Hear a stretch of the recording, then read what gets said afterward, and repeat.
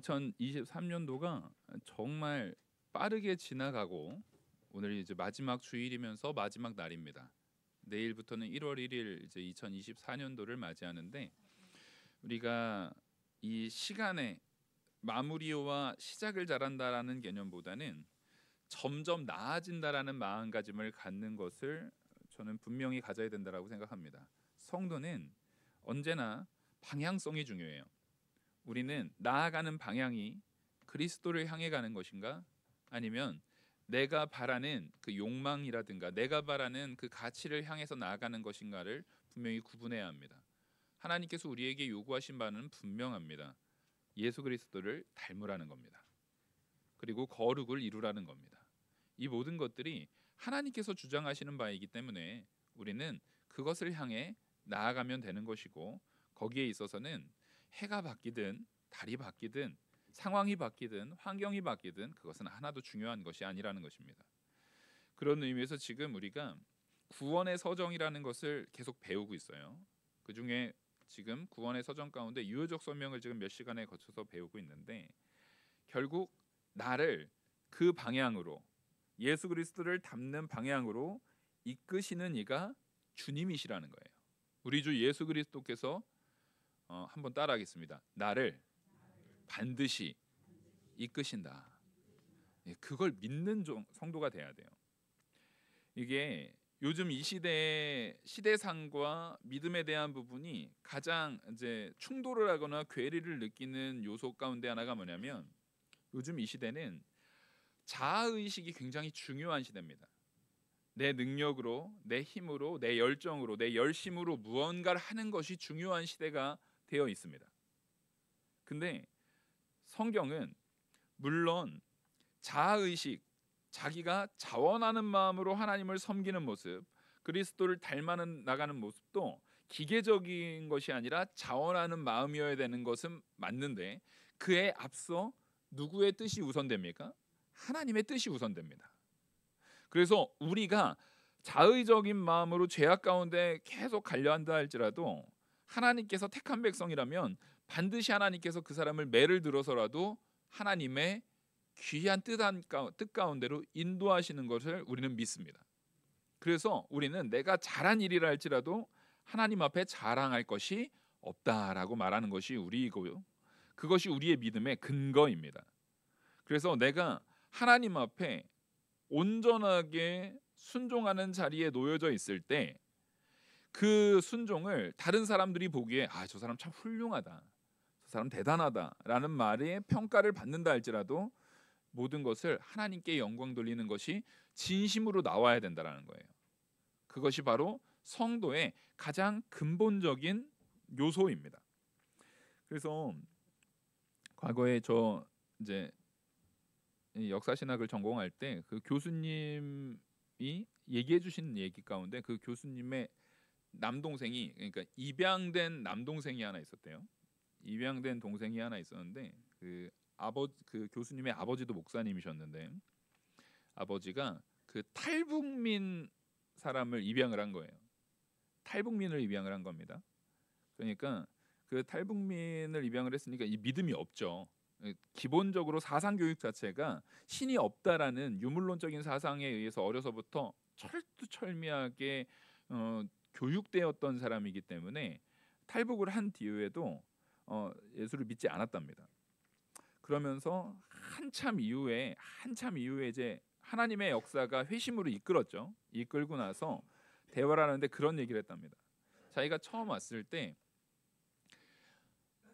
이 교회 다니는 족속들은 너무 위선적이라는 거예요.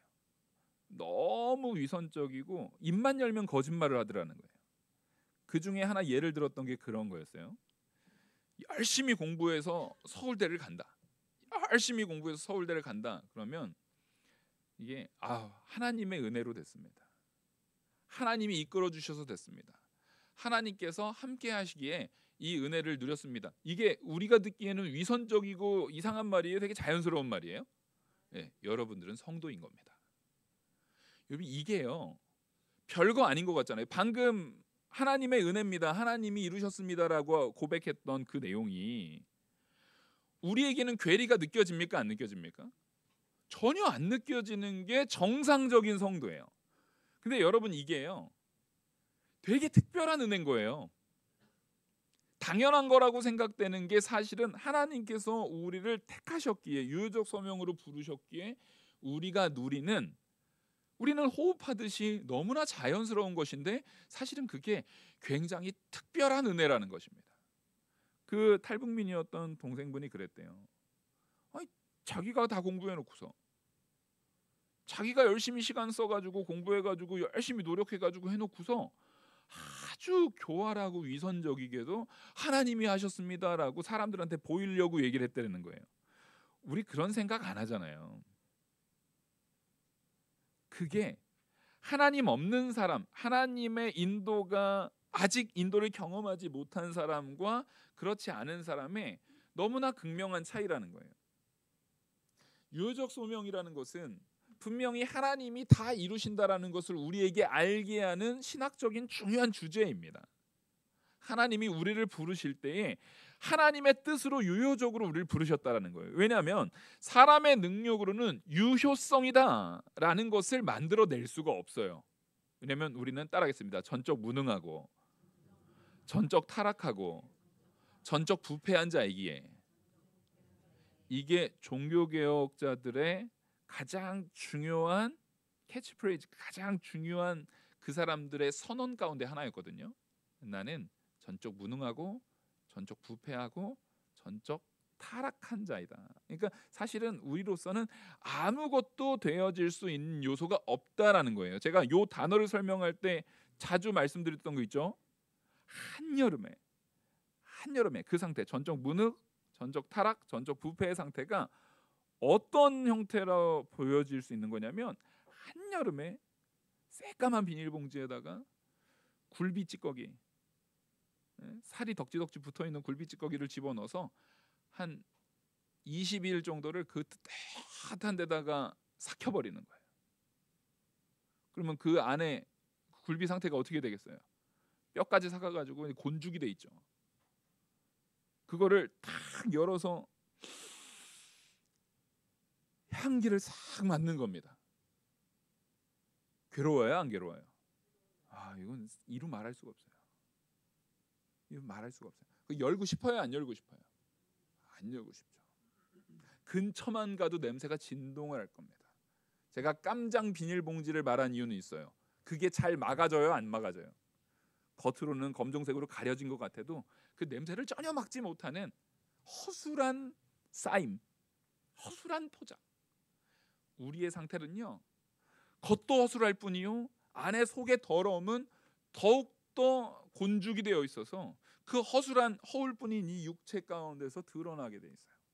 그래서 우리가 겉으로는 아무리 치장을 해도, 겉으로는 아무리 꾸미려고 해도 마음에 악한 악의나 악한 마음이나 미워하는 마음이나 시기하는 마음이나 정말 남에 대해서 그 사람을 너무나 증오하는 마음이 있으면 드러납니까, 안 드러납니까? 드러나게 돼 있어요. 드러나게 돼 있어요. 그것이 사람의 상태라는 겁니다. 근데 그런 상태, 그런 썩어 있는 생선 찌꺼기에 소망이 있어 보입니까, 없어 보입니까? 없죠. 그게 우리의 상태라는 거예요. 근데 그 소망 없는 상태를 생명으로 이끄시는 유효성, 명확한 효과를 가지고 그 사망의 상태에서 완전한 생명으로 이끄는 그 효과를 사람은 가질 수 없다라는 거예요. 사람의 능력으로는 가져올 수 없다라는 거예요. 그것을 하시는 이가 하나님이십니다. 그것을 우리 주 예수 그리스도께서 가능하게 하시려고 십자가에 못 박혀 죽으셨고 부활하셨고 다시 재림하실 거라는 거예요. 그래서 이 유효성을 가지게 되는 것인데, 여기에서는 여러 가지 도전들이 있어요. 뭐냐면, 그러면 하나님께서 어차피 그런 상태에 있는 사람이라 할지라도 얼마든지 구원할 수 있으면 모든 사람 다 구원했지. 그것이 우리가 흔히 보편구원론이라고도 말하고 만민구원이라고도 말하는 그런 요소, 이 알미니안 사상을 가지고 있는 알미니안주의자들에 의해서 주로 말되어져 있는 하나님께서는 다 구원했어. 라고 하는 부분을 성경은 뭐라고 하냐면 하나님께서 택한 백성을 구원하셨다라는 거예요. 하나님께서는 오늘 본문에도 이렇게 말합니다. 그때 너희는 그리스도 밖에 있었고 이스라엘 나라 밖의 사람이라 약속의 언약들에 대하여는 외인이요 세상에서 소망이 없고 하나님도 없는 자이더니. 그러니까 이 상태가 아까 말했던 어떤 상태예요? 그 깜장 비닐봉지에 놓여져 있는 생선 찌꺼기와 같은 상태예요. 아무런 소망이 없는 상태예요. 근데 하나님께서 이제는 전에 멀리 있던 너희가 그리스도 예수 안에서 그리스도의 피로 가까워졌느니라.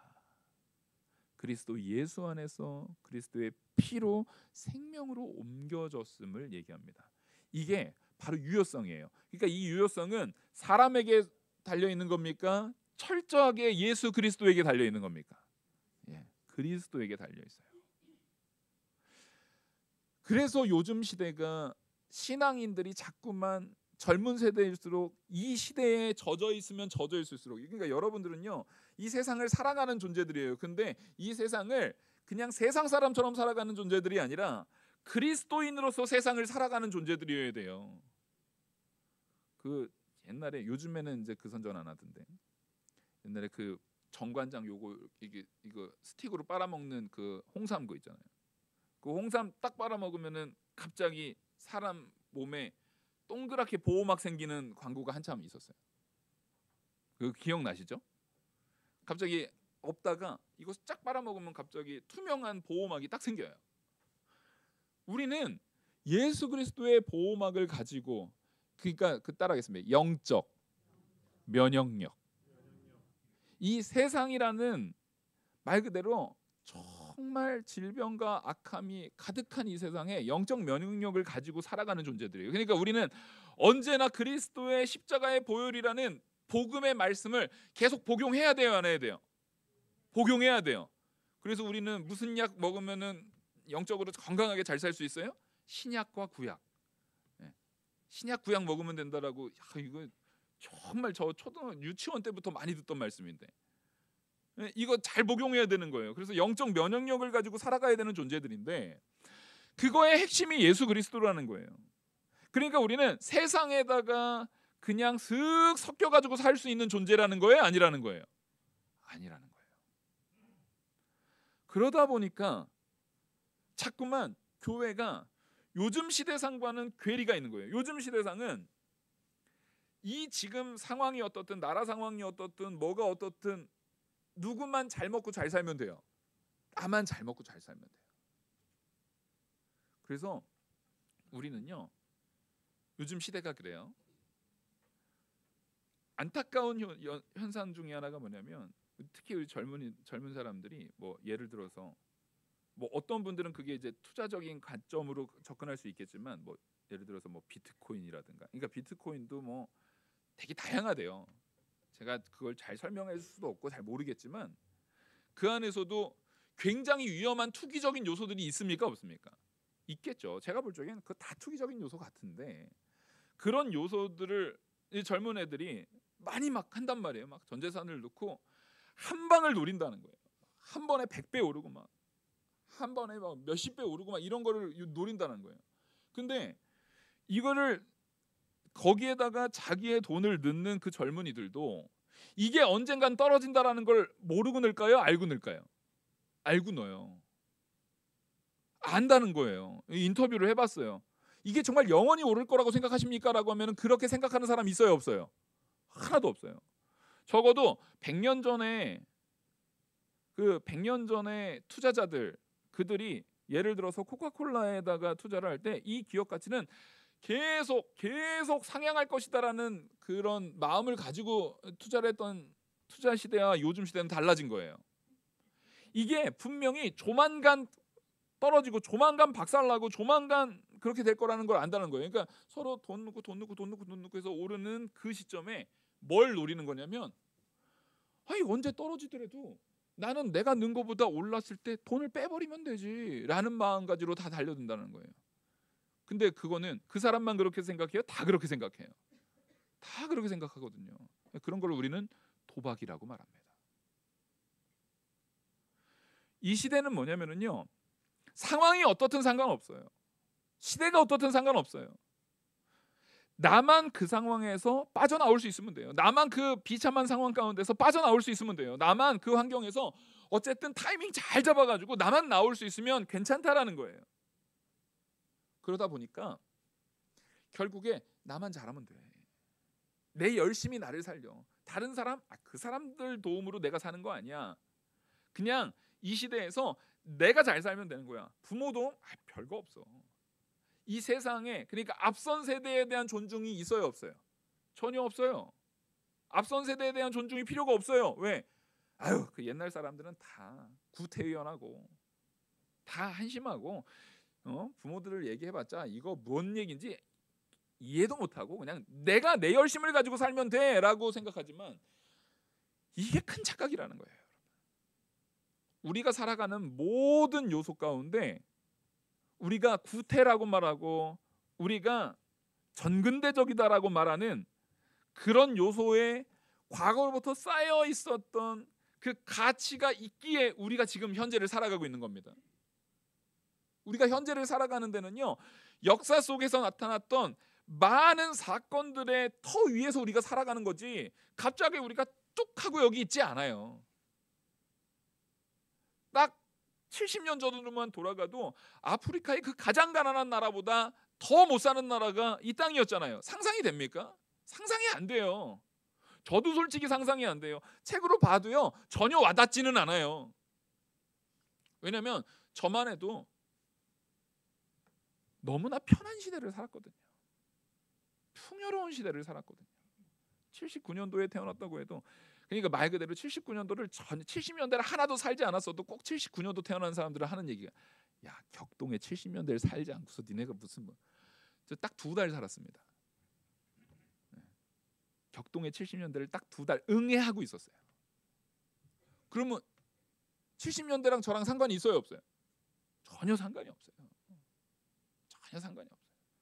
근데도 우리는 항상 내가 있었던 그 시대가 특별하고 내가 특별하다는 거예요. 나 하고 있어요. 성경에 나 소리 3번 하다가 충이 먹어 죽은 왕이 있죠. 헤롯 왕이 그래요. 근데 우리는 자꾸만 나에게서 무언가를 찾으려고 하는 이 시대를 살고 있어요. 그러면 이게 개인의 잘못이냐? 아니에요. 교육이 그래요. 네가 중요해. 너 자신에서 무언가를 찾아. 권위는 다 치워버리고 어쨌든 인생은 네가 사는 거야. 너 개인이 중요해야 돼. 이타성 그런 거 다 필요 없어. 네가 행복하면 좋은 거고 네가 괴로우면 나쁜 거야. 그러니까 선악의 기준도 누구를 가지고 두는 거예요? 네가 행복하면 선인 거고 네가 괴로우면 악인 거야 라고 말하는 거예요. 그러니까 참 무섭죠. 요즘에 영화 같은 거 보면 악인들이 나와요. 근데 그 악인들이 우리랑 사실 별반 다를까라고 생각해요. 그 악인들이 범죄를 저질러서 돈을 탁 차지하는 그 순간에 얼마나 해맑게 웃어요. 그 사람이 행복한 거예요, 안 행복한 거예요? 그 돈을 위해서 여러 사람을 죽이고 여러 범죄를 저지르고 하는데도 어쨌든 자기 수중에 돈만 들어오면 그렇게 기뻐해요. 근데 사실 우리는 그렇게 안 삽니까? 이 시대가 우리를 그렇게 내몰고 있어요. 근데 그 시대상 가운데 하나님께서 우리에게 요구하는 바는 뭐냐면은 네가 참된 구원에 이르는 가치는 너의 노력이라든가 이 상황에 달린 것이 아니라 하나님께서 너를 이끄시느냐 안 이끄시느냐에 달린 거라는 거예요. 그러면 우리는 그 약속의 증거가 있어야죠. 여러분, 어떤 사람이 태어나서 죽을 때까지 그리스도와는 상관없이 계속 죄만 짓고 악한 삶만 살다가 죽을 때까지 악을 행하다가 죽었어요. 그 사람은 택한 백성일 가능성이 있어요 없어요? 없죠. 없죠. 근데 아직 그 사람이 99세까지 죄만 짓고 살았는데 악행만 저지르고 살았는데 아직은 죽지 않았어요. 그럼 가능성이 열려요 안 열려요? 가능성이 열려 있는 거예요. 이게 바로 하나님이 우리에게 주는 그 유효성이라는 것이 사람이 살아있을 때에 적용될 수도 있고 안 될 수도 있는 하나님의 은혜가 열려 있는 상태예요. 그러면 우리는 내 삶에 있어서 그 하나님이 주시는 그 은혜를 붙들기 위해서 반드시 뭐 해야 됩니까? 회개의 요소가 있어야 된다라는 거예요. 여러분들이 이 예배의 자리에 나왔다라는 것 자체가 하나님께서 여러분들을 유효적 소명 가운데 불렀다라는 증거가 된다는 얘기예요, 안 된다는 얘기예요? 증거가 돼요, 여러분. 증거가 돼요. 근데 이게 따라하겠습니다. 외적 소명. 여기에 머무를 수도 있어요. 유효적 소명과 외적 소명은 차이가 있어요. 용어를 제가 일부러 용어 자체를 말씀드리는 것은 혹 여기에서 다른 신학책을 보다가도 용어에 혼동이 없게 하려고 일부러 용어를 말씀드립니다. 별거 아니에요. 외적 소명이라는 것은 유효적 소명과는 다른 거예요.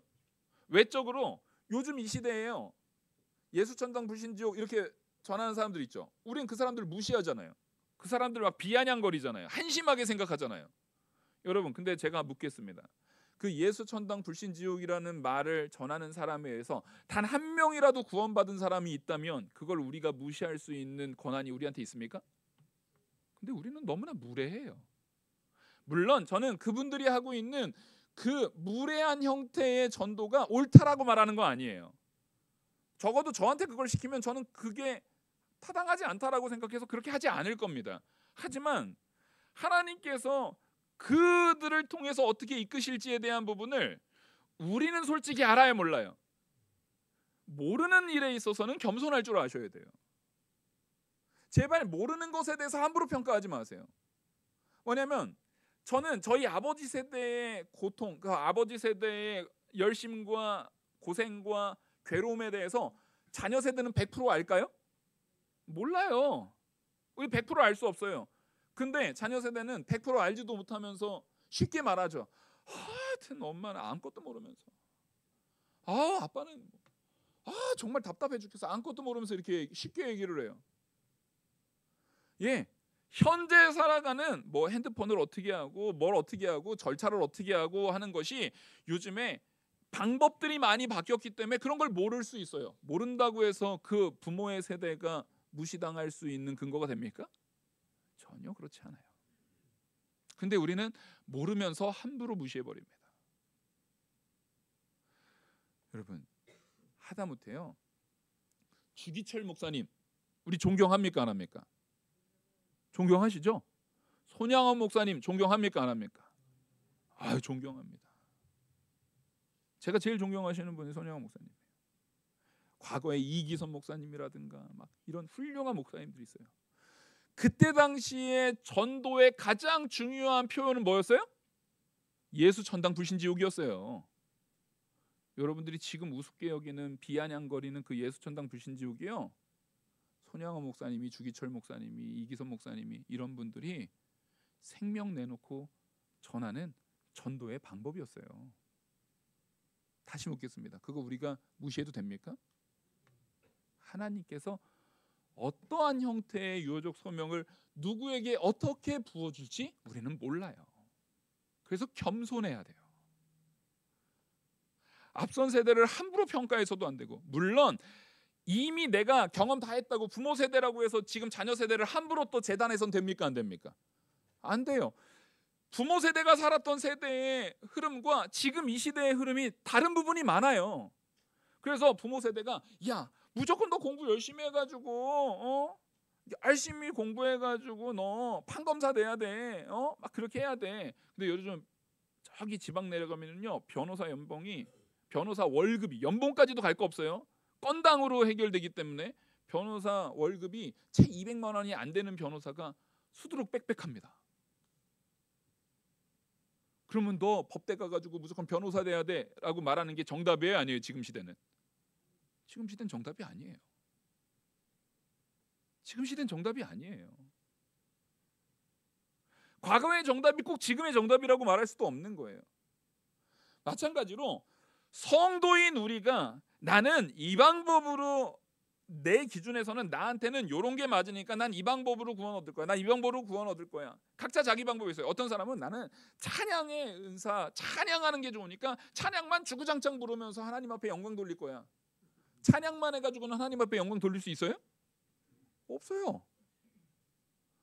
안타까운 게 최근에 이제 찬양 사역을 통해 가지고 막 하는 사람들이 있어요. 찬양 사역팀이 찬양을 쫙 한 다음에 예배 안 드리고 떠나버립니다. 그냥 자기들은 그걸로 예배가 됐대요. 그런 팀들이 있어요. 그럼 그 사람은 계속 찬양팀 돌아다니면서 찬양 사역하고 그 다음엔 예배를 똑바로 안 드려요. 그러면 그 사람은 예배하는 사람이에요? 안 하는 사람이에요? 그 예배자가 아니에요. 찬양은 예배자입니다 하는데 예배자가 아닌 거예요.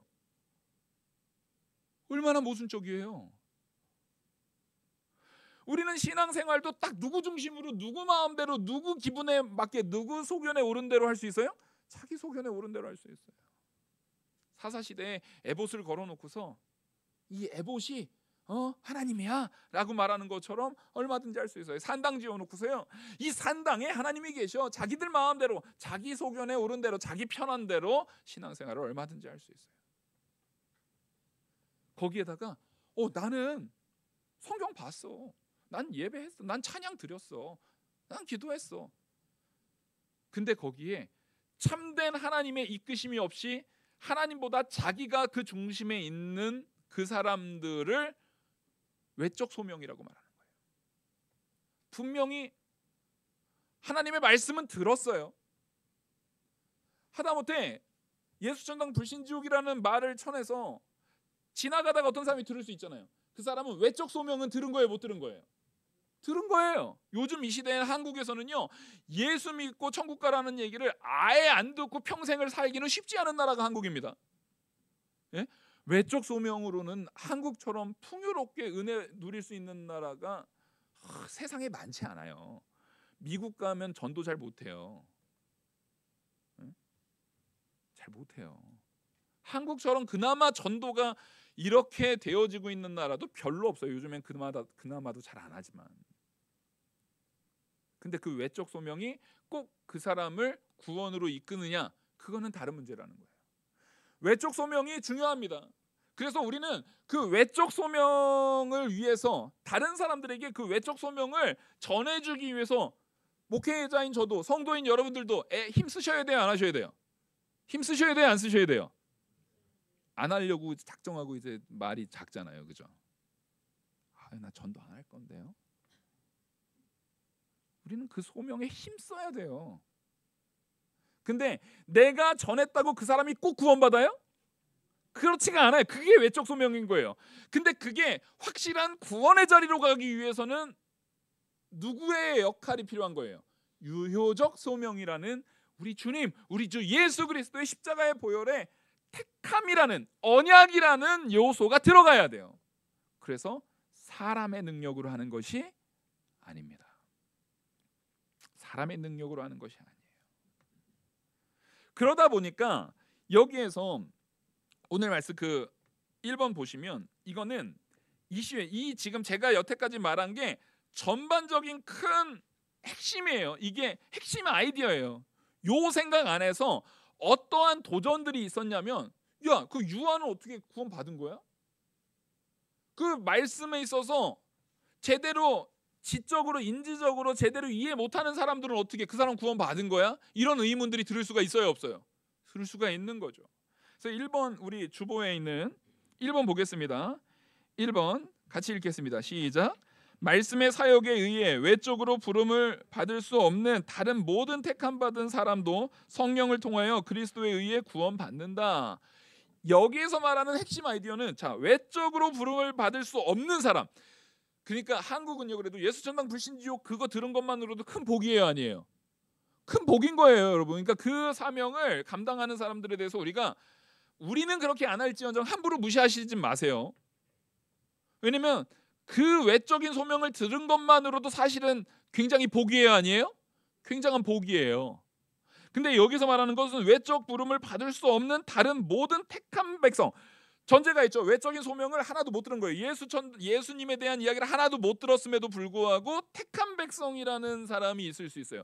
여기에서 말하는 메인의 아이디어는 뭐냐면, 지금 요 자체가 웨스트민스터 신앙고백서에서 말하고 있는 내용입니다. 제가 이거를 자기적으로 제가 이렇게 이런 일도 있지 않을까요 하면서 상상의 나래를 펼쳐서 전하는 게 아니라 그 16세기 17세기에 이 신학자들이 교회 지도자들이 모여서 여러 회의를 거쳐서 결국 웨스트민스터 신앙 회의에서 결의한 내용을 가지고 근거로 말하는 거예요. 이게 제가 목사 안수를 받을 때도 여러분들이 직분을 받을 때도 우리가 뭐라고 고백합니까? 저는 웨스트민스터 신앙 고백서에 그 따름에 우리가 동의하고 그것을 받아들입니다라고 선언하거든요. 우리는 그 신앙을 받는 거예요.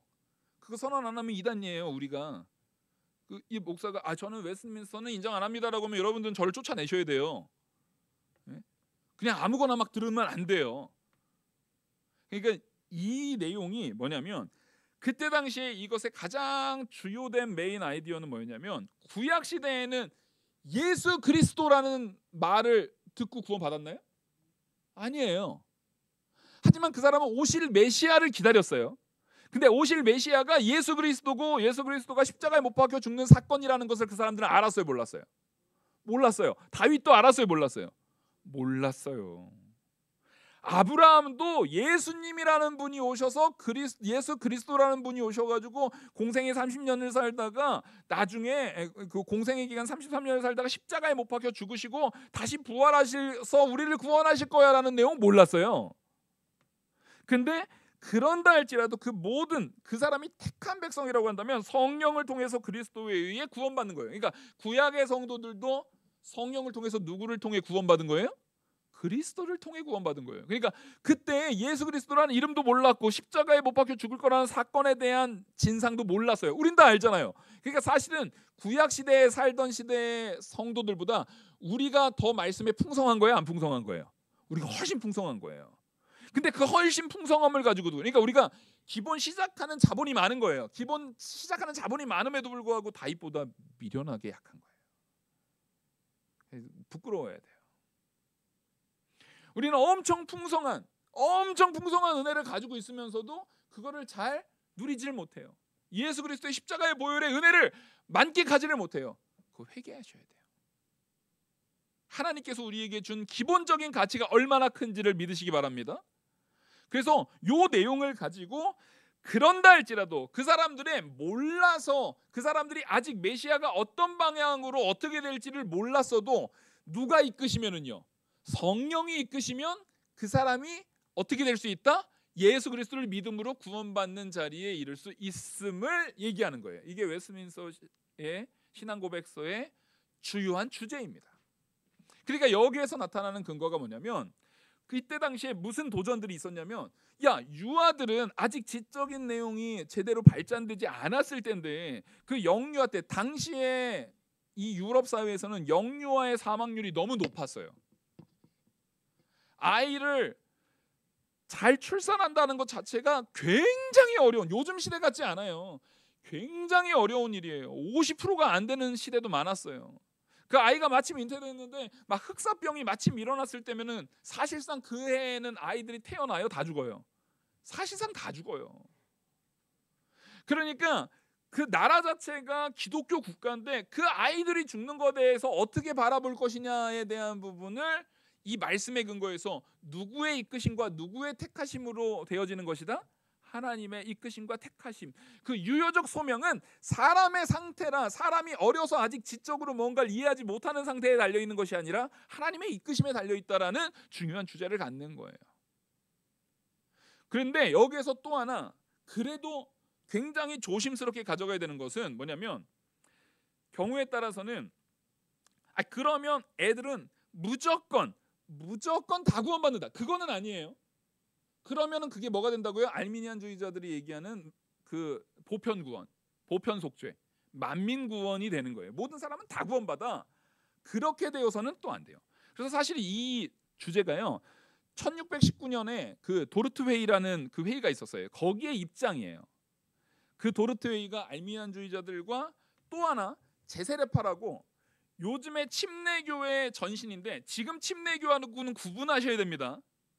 요즘 침례교가 그때와 같이 막 잘못된 이단을 하는 침례교가 아니에요. 요즘 침례교는 굉장히 칼빈주의에 더 가깝고 굉장히 보수적이고 잘 지향해 나가 좋은 방향으로 흐르는 좋은 교단이에요. 근데 이 시대에 제세례파라고 말하는 것은 천주교에서 분리되어 나올 때 천주교의 신부에 의해서 세례를 받은 사람들이 있을 거 아니에요. 그죠? 그러면 그거에 대해서 당시에는 천주교가 워낙에 타락한 곳이었기 때문에 교회들 사이에서 저 타락한 자들에 의해서 받은 세례는 인정할 수 없다라는 당연한 움직임들이 나왔겠어요? 안 나왔겠어요? 나왔겠죠. 사람이니까. 근데 그것을 정통, 우리 웨스트민스터 신앙고백서를 받는 우리 정통 교회는요, 개혁주의 정통 교회는 어떻게 받냐면요, 아무리 타락한 사제에 의해서 받은 세례를 할지라도 세례는 이재호 목사의 이름으로 세례를 주노라 이렇게 줍니까? 아니죠. 제가 세례를 줄 때도 어떻게 해요? 성부와 성자와 성령의 이름으로 세례를 주노라 라고 한단 말이에요. 근데 천주교에서 성부, 성자, 성령 하나님에 대한 개념이나 기독교에서 성부, 성자, 성령 하나님의 개념은 앞서 우리가 아예 3세기 아예 그 어거스틴 때의 아주 초창기 초대교회 당시에 그 칼케돈 공회라든가 칼케돈 공회 이런 데서 이게 확증된 거예요. 확증된 그리스도에 대한 가치라든가 니케아 공회에서 삼위 하나님에 대한 가치라든가 이런 부분들이 확증된 거기 때문에 같이 받아요. 그래서 요즘 시대도 천주교에서 영세를 받은 거를 다시 기독교로 개종하면은 세례를 다시 줘야 돼요? 교육만 받으면 돼요? 교육만 받으면 돼요. 세례는 다시 안 줘요. 그래서 재세례는 금지입니다. 근데 당시에 그 재세례파라고 해서 세례를 다시 받아야 된다. 그거는 잘못된 사람에 의해서 받은 거는 무효다라고 하는 거예요. 근데 우리는 그렇게 생각하지 않아요. 근데 물론 이건 있어요. 여기 보면은 저쪽 관악구 쪽으로 넘어가면은 그 하나님 어머니 계시잖아요. 그분 하나님 어머니한테 받은 세례는 인정돼요, 안 돼요? 그건 안 되죠. 그거는 성경이 말하는 하나님이 아니잖아요. 적어도 천주교에서 말하는 성부, 성자, 성령 하나님에 대한 개념은요, 니케아 공의회와 칼케돈 공의회에서 확증되어진 성경적 가치관에서의 삼위 하나님의 이름으로 되어진 것과 아예 이교도 아예 잘못된 하나님 자체를 안상옥이 자기가 하나님이다라고 하는 것은 완전히 다른 구분이에요. 이만희가 자기가 예수다라고 하는 것은 아예 예수님 자체가 잘못된 적용이잖아요. 그런 거는 받아들이지 않죠. 그런 거하고는 구분을 하셔야 되는 거예요. 그러니까 이런 내용이 있을 때 아까 말했던 그 알미니안주의자들은 우리는 다 구원받아라고 말하는 부분과 또 이 제세례파 같은 경우는 무슨 소리야? 구원은 자기가 입으로 고백해야 돼. 양극단에 있는 사람들이에요. 양극단에 있는 사람들. 그 둘 다 우리는 틀렸다라고 말하는 겁니다. 그래서 이 부분에 있어서 유효적 소명이라는 것은 누구한테 달린 거라고요? 하나님께 달렸다니까요. 하나님께 달린 거예요. 그러니까 하나님께 달린 거에 대한 부분을 사람이 왈가왈부할 수 있어요, 없어요? 없어요. 모른다라는 거예요.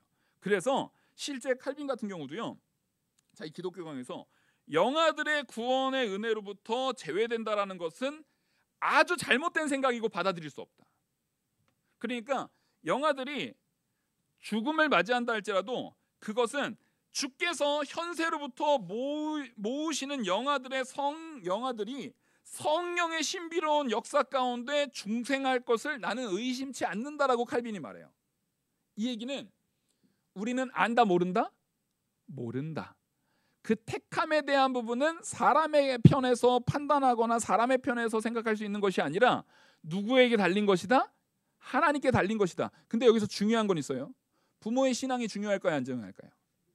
하나님의 택하심이라는 것이 그냥 하나님이 룰렛 딱 돌려가지고 삥 돌다가 탁 해가지고 너 이게 아니잖아요. 따라하겠습니다. 하나님의 택하심은 언약에 근거한다. 하나님의 택하심은 구약 시대부터 나타나는 약속에 근거하는 거예요. 약속에 근거하는 거기 때문에 약속이라는 것은 아브라함과 약속하듯이 아브라함과 하나님이 언약을 맺었는데 아브라함에게 속했던 모든 노예들, 그 종들까지도 다 할례받고 구원받아야 안 받아요? 구원받죠. 마찬가지로 부모의 믿음이 있는 부모가 아빠가 됐든 엄마가 됐든 둘 중에 한 명이라도 상관없어요. 한 명이라도 믿음이 있는 가정의 자녀는 유아 세례를 줍니까 안 줍니까? 그 근거로 주는 거예요. 하나님이 언약에 근거한, 하나님의 언약에 근거한 믿음의 근거에서 세례를 주는 게 우리의 입장인 겁니다. 근데 이게 알미니안주의자들이 어떻게 문제가 되냐면 그들은 이런 식으로 생각을 하는 거예요. 야, 애들은 무조건 다 구원받아. 이렇게 돼버리게 되면은요, 당시에 어떤 일이 생겨나게 되면은 아이를 태어났는데 아이가 장애가 있어요. 그럼 얘가 살아가는데 괴로움이 있어요, 없어요? 괴로움이 있죠. 그리고 아이를 낳으려고 하는데 지금 흑사병 상황이에요. 그럼 얘가 태어나면 태어나서 고통받아 죽을 상황이 커요, 안 커요? 크죠. 근데 아이가 무조건 구원받는다고 하면은 부모가 어떠한 선택을 합니까? 애를 죽입니다. 애를 위해서 죽여요. 너는 지금 죽으면 어차피 영아는 죽으면 바로 구원받으니까 너는 죽이는 게 너를 위해서 내가 죽인다. 이게 말이 됩니까, 안 됩니까? 그걸 절대 용납할 수 없기에 알미니안주의자들의 말하는 보편 속죄라는 것은 굉장히 위험한 교리예요. 이런 걸 야기시킬 수가 있어 버려요. 굉장히 위험한 교리예요. 그래서 우리는 또 하나, 이 아이가 영아는 무조건, 갓 태어난 아이는 무조건 죄가 없다, 무조건 구원받는다고 하면은 모든 사람은 원죄를 가지고 있다라는 교리를 파괴시켜야 안 파괴시켜요? 파괴시키죠. 원죄가 갓난아기 때는 원죄가 없어가 돼버리는 거예요. 그러니까 이거는 아예 신학적 체계를 망가뜨려 버리는 거예요. 그래서 알미니안주의는 우리가 배격하는 거예요. 만민 속죄, 보편 속죄라는 것이 그게 왜 나빠? 이런 부분 때문에 나쁜 거예요. 그건 우리가 받아들일 수 없는 거예요. 구원이라는 것은 따라하겠습니다. 택한 백성, 하나님께서 택한 백성이에요. 근데 그 택한 백성을 우리는 누군지 알아요, 몰라요? 우리는 모르니까 열심히 전하는 것이고, 우리는 모르기 때문에 함부로 판단하지 않는 것이고, 우리가 생각하는 것보다 훨씬 많을 수도 있어요. 훨씬 적을 수도 있어요. 우리는 모르기 때문에 죽는 순간까지 복음을 전하는 일에 힘쓰는 겁니다. 거기에 있어서 전혀 의심이 없으셔야 돼요. 또 하나, 이거는 유아 세례에 대한 부분, 지금 이 유아 세례에 대한 부분을 얘기했잖아요. 2번까지 내용을 얘기한 거거든요. 3번에 보면은요, 그때와 장소와 방법은 성령이 기뻐하시는 뜻대로 이루시며 유아시에는 죽는 경우에도 택함 받는 유아들을 구원으로 이끄신다. 죽는 경우에도 택함 받은 유아들을 구원으로 이끈다는 거예요. 근데 유아 외에도 어떠한 경우가 또 있었냐면은요, 장애가 있는 사람들 있잖아요. 지적 장애가 있어요. 그래서 태어날 때부터 지적 장애가 있어서 말을 못하고 말을 들어도 이해를 할 수 없는 사람들, 그런 사람들은 그러면 어떻게 돼요? 그 경우도 마찬가지예요. 그러니까 여기선 제세례파가 문제가 돼요. 제세례파 사람들은 이렇게 얘기를 했어요. 무조건 내가 이해를 하고 있어야 돼. 하나님을 인지하고 있어야 돼. 하나님을 이해하고 있고, 내가 이해한 상황에서 그리스도를 나의 구주로 고백해야만 구원에 이르러 라고 하면은, 영유아와 장애가 정신적으로 지적으로 장애가 있어서 태어난 아이들은 그 고백이 가능합니까, 안 가능합니까?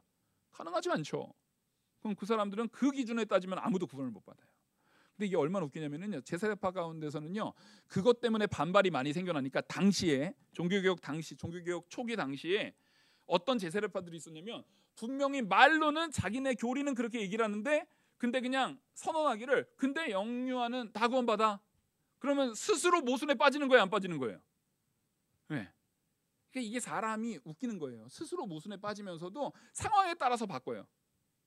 사실은 장애가 있던 영유아든 내 의지를 가지고 고백하는 게 중요한 것이 아니라, 나를 택하신 누구의 의지와 누구의 유효성이 중요한 거예요? 하나님의 의지와 하나님의 유효성이 훨씬 중요한 겁니다. 그래서 따라하겠습니다. 사람은 하나님 앞에 자랑할 것이 없다. 이것을 믿는, 그리고 이것을 온전히 마음에 새겨서 보다 하나님께 영광 돌리는 저와 우리 모든 성도님들 되기를 간절히 축원합니다. 기도하시겠습니다. 은혜와 사랑이 무한하신 하나님 아버지, 감사합니다.